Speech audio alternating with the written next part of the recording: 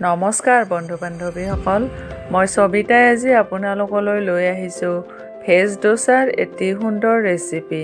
তেন্তে বলক ভিডিঅ'টোলৈ আগবাঢ়ো। ইয়াতে মই 1 কাপ পৰিমাণৰ মগু দাইল তিয়াই ৰাখিছোঁ। এয়া সিজাই লোৱা আলু। এইফালে মই লৈছোঁ পিঁয়াজ, কেপচিকাম আৰু গাজৰ বিন। এয়া ধনিয়া পাত, আদাৰ পেষ্ট, নিমখ,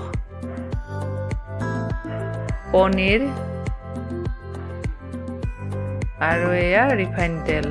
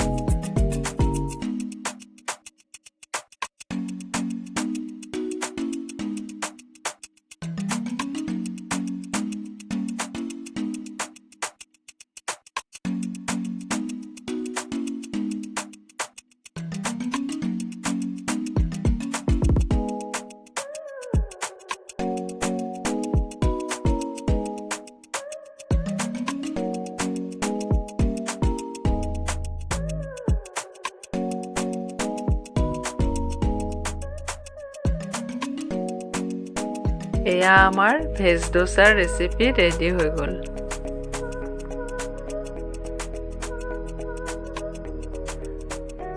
যদি আমাৰ ভিডিঅ'টো চাই আপোনালোকে ভাল পাইছে তেন্তে লাইক, শ্বেয়াৰ আৰু ছাবস্ক্ৰাইব কৰিবলৈ নাপাহৰিব। ধন্যবাদ।